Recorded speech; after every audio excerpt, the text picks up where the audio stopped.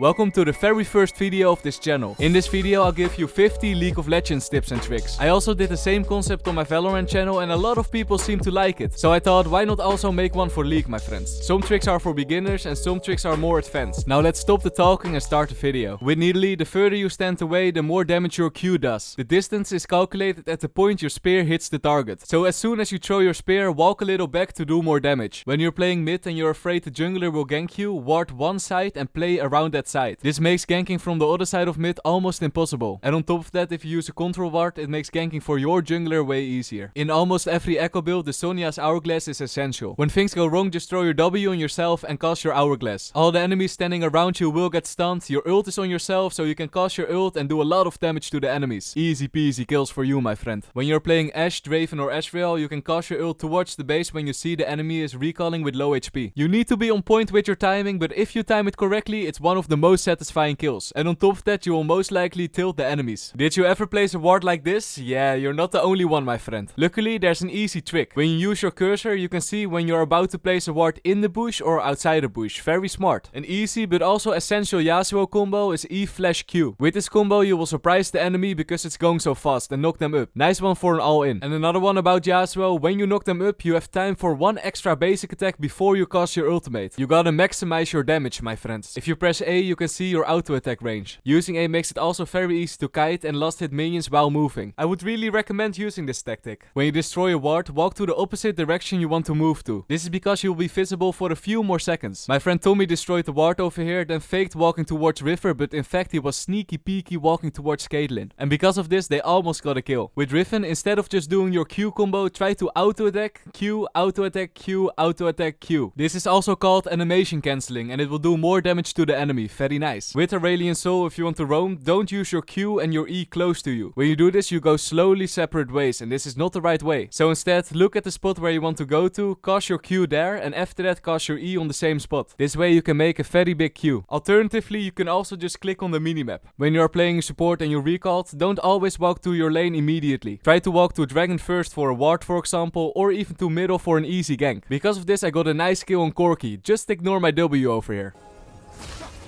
Oh no, I'm boosted. No.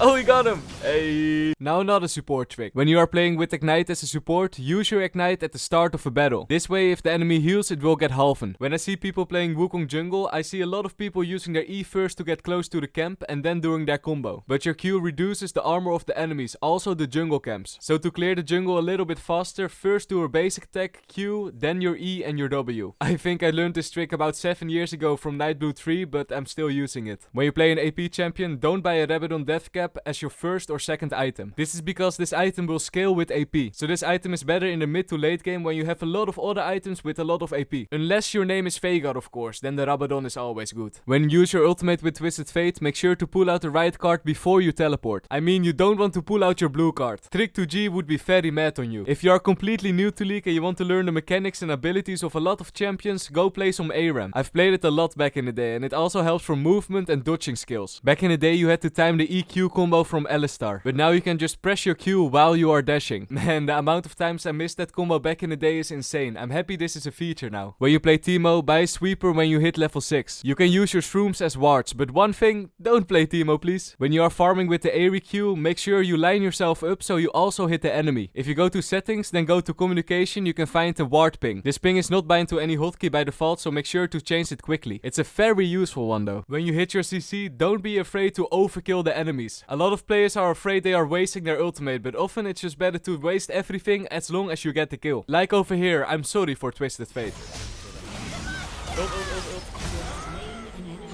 When you want to go all in with Zed, you can do two things. The first option is to cast your W towards the enemy, do your ultimate, your combo, and go back to the position where you came from. This way it's possible to hit the enemies with two shadows. An alternative is the safe route. Instead of casting your shadow towards the enemy, cast your shadow away from the enemy. Now you can do your combo, maybe do a little bit less damage, but you can get out further away. A nice one for tower diving, for example. When you are playing Twitch jungle, make sure you go invisible before you are in the vision of the enemy's wards that could be in the bushes. This way the enemies doesn't know you are there unless it's a control ward of course. But keep in mind, with Twitch you can also easily lane gank, no problem at all. If you want to cast an ability on yourself, just hold Alt and press on the ability. Essential if you are playing a champion with a shield. In this clip, because I was standing on a teammate, I could have misclicked if I pressed on myself. But luckily I survived because I used Alt. And also if I wanted to shield a teammate, I could have also used the icons on the right. No more misclicks for you, my friend. Here a nice start for Shaco. Exactly 50 seconds in the game, place your first box down. After that, when your cooldown is gone, place a second box on the chicken. Then place your third box in between the red buff and the chickens. Then start the red buff, kill the red buff with your support and ADC. And when you walk up, you only have to do one auto attack to the head chicken, easy peasy. To make ward jumping easier with Lee Sin, bind your ward to your mouse. This way when you see an enemy, you can easier place your ward behind the enemy, ward jump and then do your ultimate. Just make sure you practice the insect kick a little bit. When you are playing Blitzcrank support and you want to engage of the enemies, first do your E and then your Q if it's possible. This way your Q will be way easier to land and you have more time to kill the enemies. With Talia, first do your W and then do your E. You can also do your E first, but when you do that, the enemies will have time to run away. So first W, then E.